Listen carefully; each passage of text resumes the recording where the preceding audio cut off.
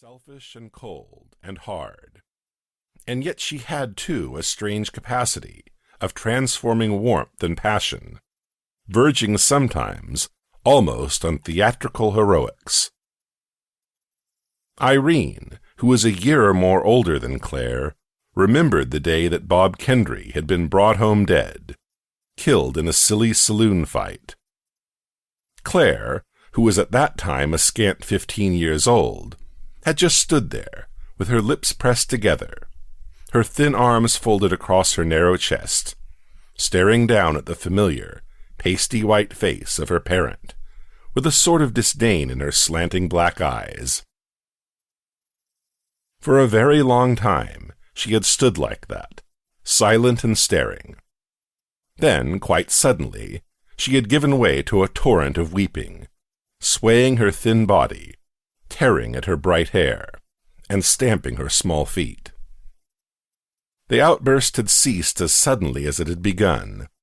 She glanced quickly about the bare room, taking everyone in, even the two policemen, and a sharp look of flashing scorn.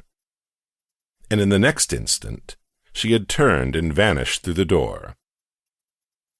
Seen across the long stretch of years, the thing had more the appearance of an outpouring of pent-up fury than of an overflow of grief for her dead father, though she had been, Irene admitted, fond enough of him in her own rather cat-like way. Cat-like. Certainly that was the word which best described Clare Kendry, if any single word could describe her. Sometimes she was hard and apparently without feeling at all. Sometimes she was affectionate and rashly impulsive. And there was about her an amazing soft malice, hidden well away until provoked. Then she was capable of scratching, and very effectively too.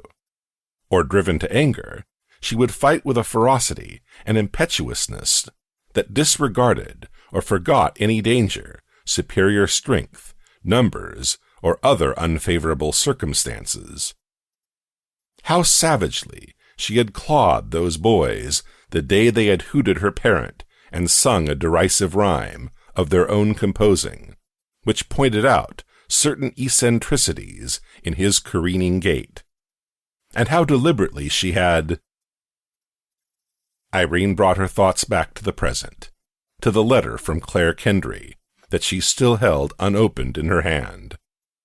With a little feeling of apprehension, she very slowly cut the envelope, drew out the folded sheets, spread them, and began to read.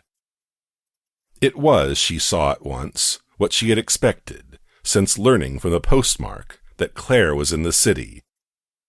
An extravagantly phrased wish to see her again. Well, she needn't and wouldn't, Irene told herself, accede to that. Nor would she assist Clare to realize her foolish desire to return for a moment to that life which long ago, and of her own choice, she had left behind her.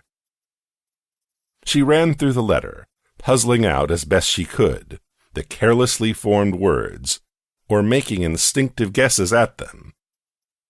For I am lonely, so lonely, cannot help longing to be with you again, as I have never longed for anything before.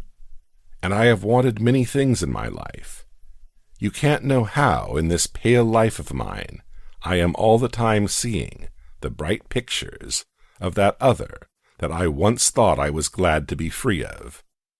It's like an ache, a pain that never ceases.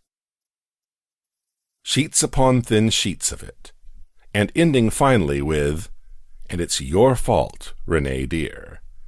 At least partly, for I wouldn't now perhaps have this terrible, this wild desire if I hadn't seen you that time in Chicago. Brilliant red patches flamed in Irene Redfield's warm olive cheeks. That time in Chicago. The words stood out from among the many paragraphs of other words, bringing with them a clear, sharp remembrance in which even now, after 2 years, humiliation, resentment, and rage were mingled. 2.